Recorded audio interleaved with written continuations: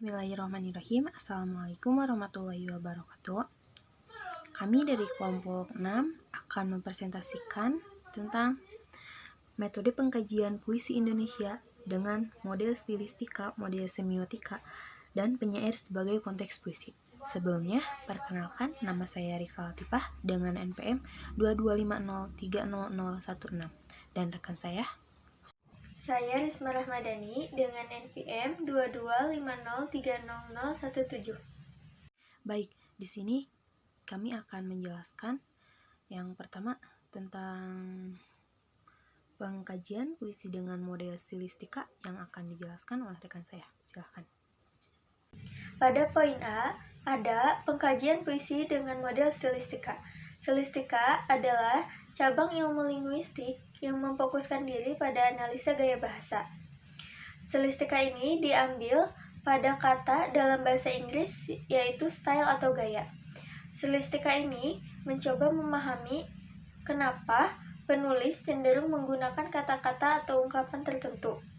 Misalnya, gaya bahasa yang digunakan seorang penyair dapat dijabarkan berdasarkan pilihan kata dan ungkapan kata yang digunakan.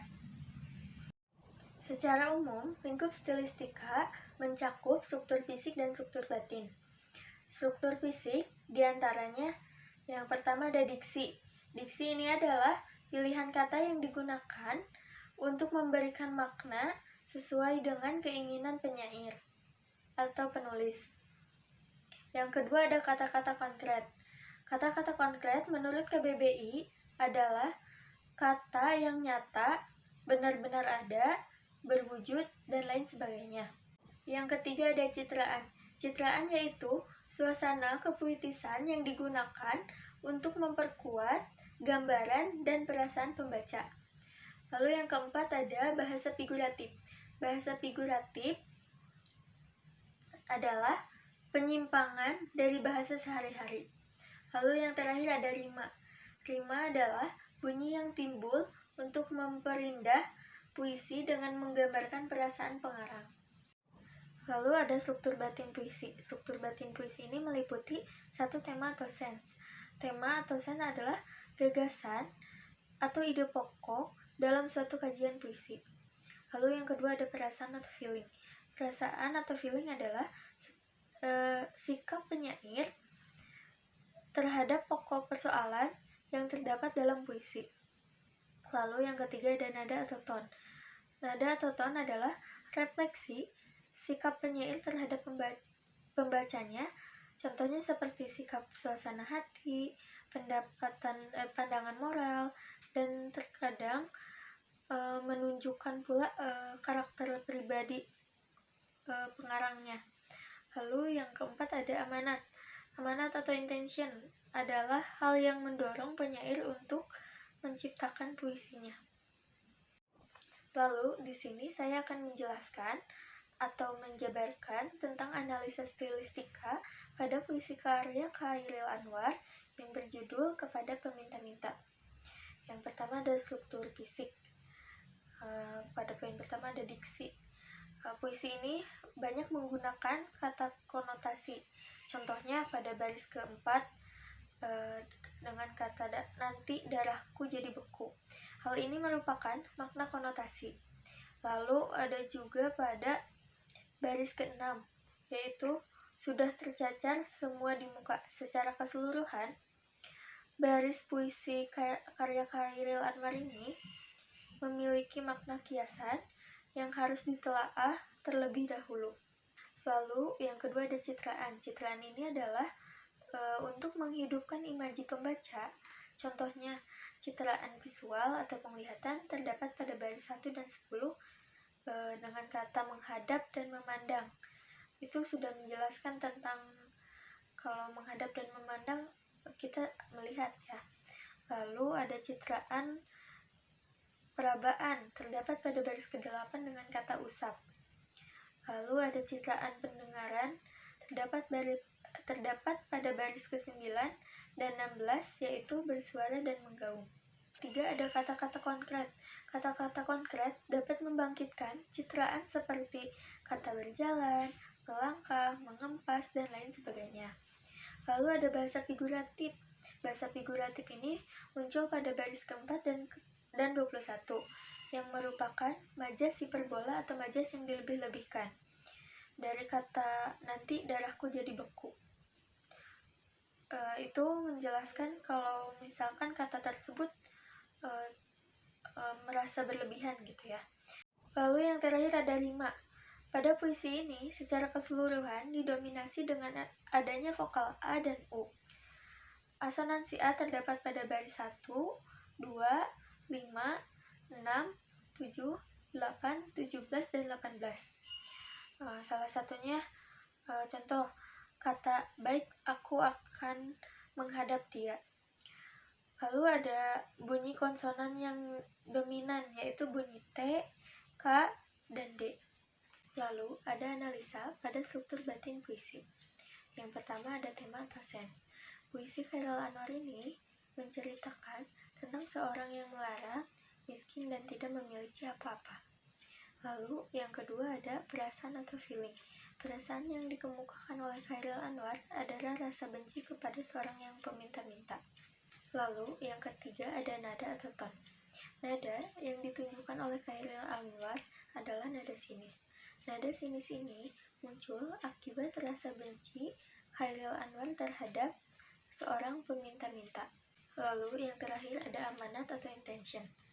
Pada puisi ini, Chairil Anwar menunjukkan sikap sosial dan kenyataan yang terjadi pada masyarakat. Sikap Chairil Anwar yang kritis ini dapat menampilkan gambaran yang sesungguhnya tentang kehidupan rakyat miskin atau melarat. Baik, untuk materi yang kedua adalah pengkajian puisi dengan model semiotika. Semiotika adalah ilmu tentang tanda, cara kerjanya, penggunaannya, dan apa yang kita lakukan dengannya. Pembahasan tentang tanda awalnya bersumber dari 2 orang pakar semiotika, yaitu Charles Sanders Peirce pada tahun 1839 sampai 1914 dan Ferdinand de Saussure pada tahun 1857 sampai 1913. Peirce bertolak dari filsafat atau logika dan menggunakan istilah semiotika sebagai padanan kata untuk logika. Menurut Peirce, logika mempelajari cara bernalar dan sesuai dengan hipotensinya, penalaran dilakukan melalui tanda-tanda. Menurut Peirce juga, berdasarkan hubungan tanda dengan acuan atau denotatumnya, tanda terbagi menjadi 3, yaitu icon, indeks, dan simbol. Icon adalah tanda yang terjadi karena hubungan kemiripan atau topologis, diagramatis, atau metaforis.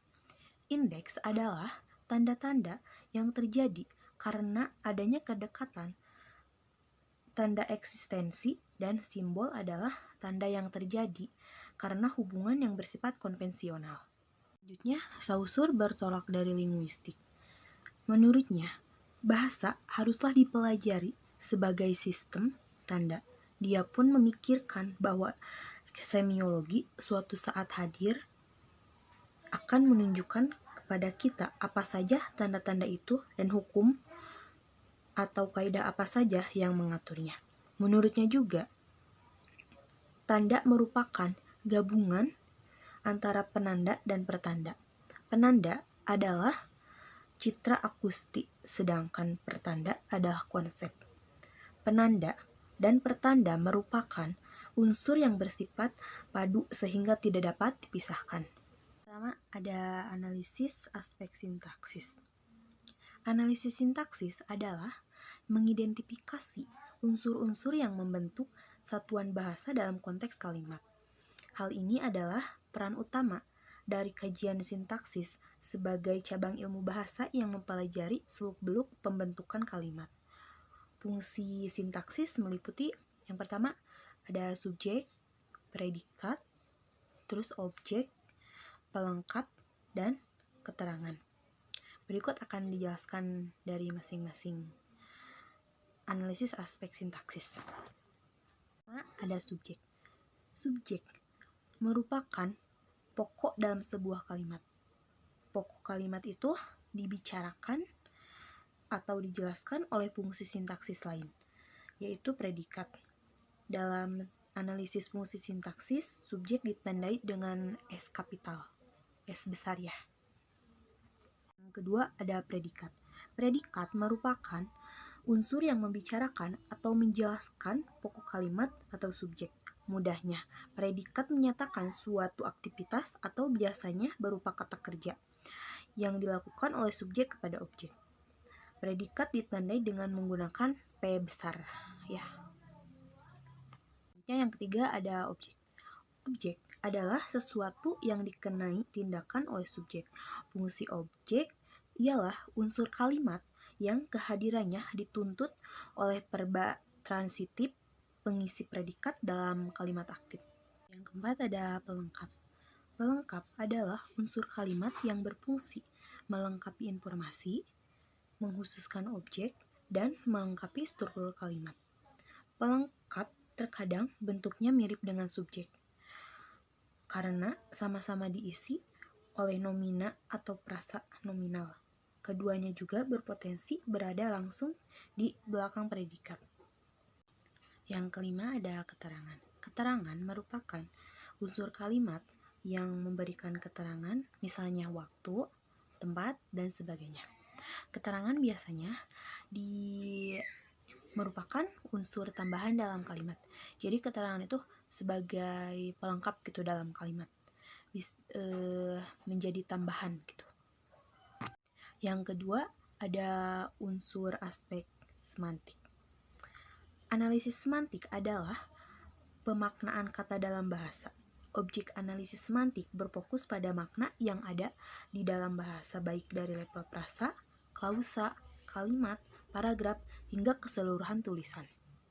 Ketiga ada analisis aspek pragmatik. Pragmatik adalah ilmu bahasa yang mempelajari pemakaian bahasa yang dikaitkan dengan konteks pemakaiannya. Makna bahasa tersebut dapat dimengerti bila diketahui konteksnya. Batasan pragmatik adalah aturan-aturan pemakaian bahasa mengenai bentuk dan makna yang dikaitkan dengan maksud pembicara, konteks, dan keadaan.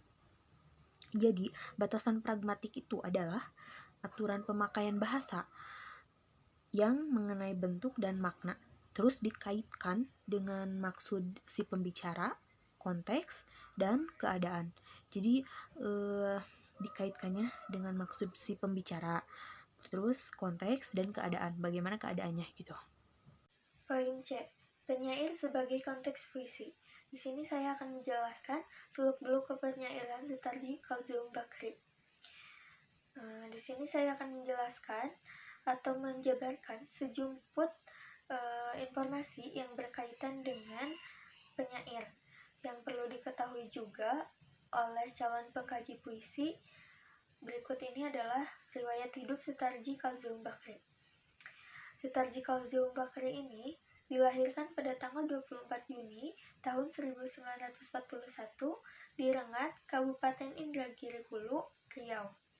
Setelah lulus SMA, beliau melanjutkan studinya ke Fakultas Sosial Politik, jurusan Administrasi Negara di Universitas Padjadjaran Bandung.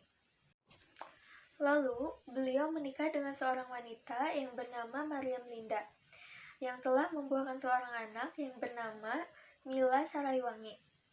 Beliau ini adalah seorang penyair kontemporer terkemuka di Indonesia. Berkat dedikasinya terhadap perkembangan syair, beliau dijuluki sebagai Presiden Penyair Indonesia dan diberi gelar Datu Sri Pujangga Utama. Selain itu juga, beliau banyak sekali mendapat penghargaan. Salah satunya adalah pada kumpulan puisi Amuk tahun 1976 yang mendapatkan hadiah puisi dari Dewan Kesenian Jakarta pada tahun 1976 dan tahun 1977. Lalu yang terakhir ada proses kreatif penyair. Dengan buku-buku, kita dapat mengetahui sebagian besar proses kreatif sastrawan Indonesia dengan menghamili dan melahirkan karya-karyanya.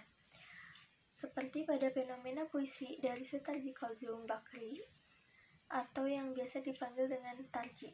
Ia telah menyemarkan wacana sastra kita lebih dari 3 dekade.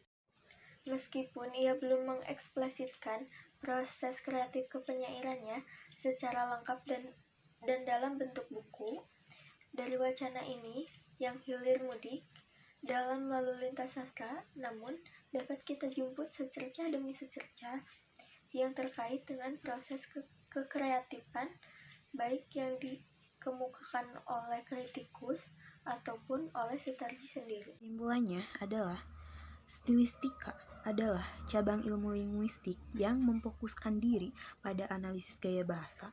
Stilistika sendiri diambil dari kata dalam bahasa Inggris yakni style atau gaya. Saimotik adalah ilmu tentang tanda, cara kerjanya, penggunaannya, dan apa yang kita lakukan dengannya. Dan penyair sebagai konteks puisi menjelaskan tentang seluk-beluk kepenyairan, riwayat hidup penyair, dan proses kreatif penyair. Sekian pemaparan dari kelompok kami. Mohon maaf apabila ada kekurangan. Jika ada yang ingin ditanyakan bisa melalui adlink. Sekian, terima kasih. Wabillahi taufiq wal hidayah. Wassalamualaikum warahmatullahi wabarakatuh.